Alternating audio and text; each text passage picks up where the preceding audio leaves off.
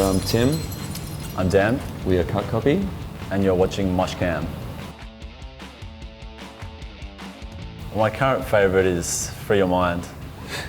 I guess because it's the single, partly, and I've heard it a lot recently, so it's in my head. Yeah. But I get to play an organ, which is unusual. Never done it before. So I play wah guitar. I don't even know how to play wah guitar. So I'm like the worst wah guitarist in the world. I don't know why I thought I would do that. That was a stupid idea. At least you're getting better by playing it a lot. I don't know. I think I'm getting found out a little bit. Someone yelled out like, it must have been like one of our more energetic songs, like dance numbers. Someone yells out, "I think I just busted a nut." And every single one of us heard it at the same time. We all just like, Did you just hear that? That was a bit weird. Yeah, it was... Not your average response to a song, but... Hope he's okay. Yeah. I mean, one I guess, thing that pops into my head, I guess, just for obvious reasons, recently was we played a show in Rio, and we had the promoter telling us, "Oh, this guy wants to come meet you, wants to come backstage and say hi." And we're like, "Yeah, whatever." Like, we don't usually let people come say hi before a show because we're trying to get in the zone. And anyway, he just wouldn't take no for an answer. Anyway, through the door comes this 7-foot Swedish giant, and it's Alexander Skarsgard, the dude from True Blood and various Hollywood movies and stuff.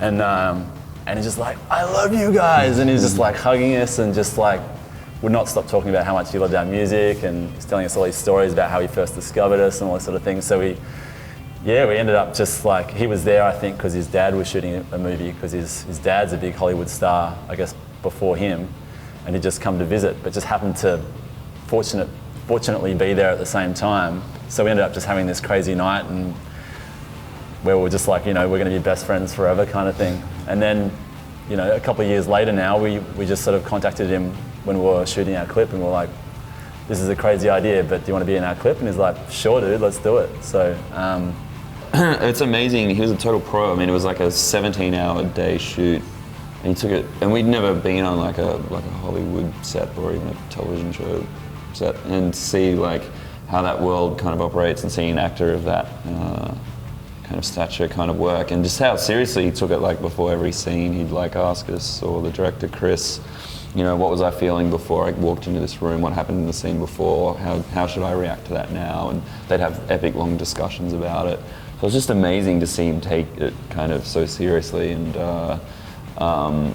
you couldn't ask anything of him that wasn't like too big. He'd be just like, "Yeah, no, it sounds like a great idea." He really believed in the clip and loved the song, so it was just it was just such an amazing experience to work with another person that we really admire and kind of respect. It was cool. Still waiting. Still waiting. So you don't need to think too hard if you're going to pick this guy up. Anything will do. Anything will do. Just say hello. Fine. I guess mixing the record was pretty cool. We went to upstate New York and sort of stayed in this wooden cabin with a studio and also living quarters in it. So it was almost like a artist commune type environment. So a lot of this kind of hippie stuff that we were kind of spouting on the record actually seemed to come true when we started mixing it, because we were living together amongst nature and kind of cooking for each other and that sort of thing. So I'd say that was probably a bit of a highlight. I think actually highlight was working on one song in particular. It's called "Walking in the Sky." I think Dan showed me the idea, like the beginning of the idea, and it almost sounded like a Guided by Voices track. It was just a 3-chord thing that just kind of went along. And he was like, "Oh, there's kind of this thing," and he kind of played it to me. And I was like, "Oh, no, I think we could do something really great with this." And we kind of brought it into the studio and then worked on it as a band, and it kind of turned into this song. Certainly like a song that I didn't think that we'd write or would be able to write. And I think that moment when we were making it in the studio was something somewhat of a highlight.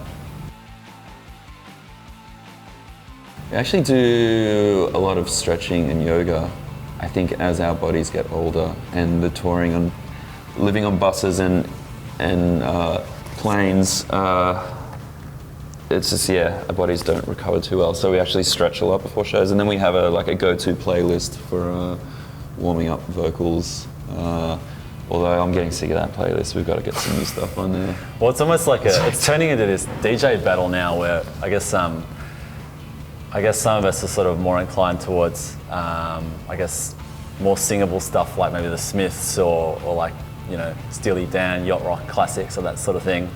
And then Tim, while he's doing his kind of yoga stretches, would rather listen to like Kendrick Lamar or kind of like sort of Tim Hecker more or something. abrasive hip hop stuff. So it's sort of like we're going track for track with,